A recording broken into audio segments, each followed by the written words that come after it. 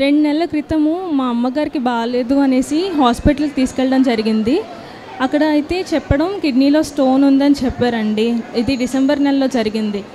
అయితే మళ్ళీ నెక్స్ట్ ఎగ్జామినేషన్‌కని మొన్న ఏప్రిల్‌లో తీసుకెళ్తే కిడ్నీలో స్టోన్ ఏం లేదు కానీ అక్కడ పెద్ద సిస్ట్ ఉంది అని చెప్పారండి. అది లోపలే 15 సిస్ట్ సెంటీమీటర్స్ పెరిగిపోయిందని చెప్పేసి ఇంకా ఆపరేషన్ చేయాలి అన్నారు. అయితే మరి ఈ ఏజ్‌లో ఆవిడకి ఇప్పటికే 50 ఇయర్స్ అండి.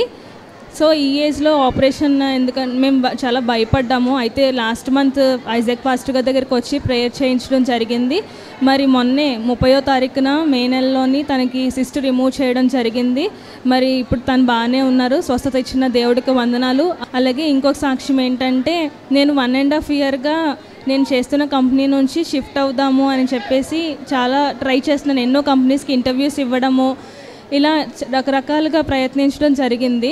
అయితే మొన్న రీసెంట్గా ఒక 10 డేస్ బ్యాక్ కాల్ వచ్చింది, ఇలా ఇంటర్వ్యూ షెడ్యూల్ ఉంది 4th అనేసి. మరి ఇంటర్వ్యూకి అటెండ్ అవ్వడం జరిగింది. టూల్ టెస్టింగ్లో కూడా అన్నిట్లో కూడా మరి దేవుడు సహాయం చేశారు. ఇదైతే డొమైన్ చాలా వేరు, ఇప్పుడు నేను చేస్తున్న డొమైన్ కూడా వేరు అనమాట. అయినప్పటికీ ఆయన సహాయం చేసి టూల్ టెస్టింగ్లో అన్నిట్లో నిన్న ఈవినింగే నాకు కాల్ వచ్చింది ఇలా సెలెక్టెడ్ అనేసి. మరి న్యూ రిక్రూట్మెంట్లో కూడా దేవుడు సహాయం చేశారు. అలాగే నా తల్లిని స్వస్థపరిచిన దేవునికి వందనాలు చెల్లిస్తున్నాను. ఈ 2 సాక్ష్యాలు దేవుడు ఇచ్చారు. మా కొరకు ప్రార్థన చేసిన ఐజాక్ పాస్టర్ గారికి వందనాలు చెల్లిస్తూ చిన్న సాక్ష్యం దేవుడు దీవించును.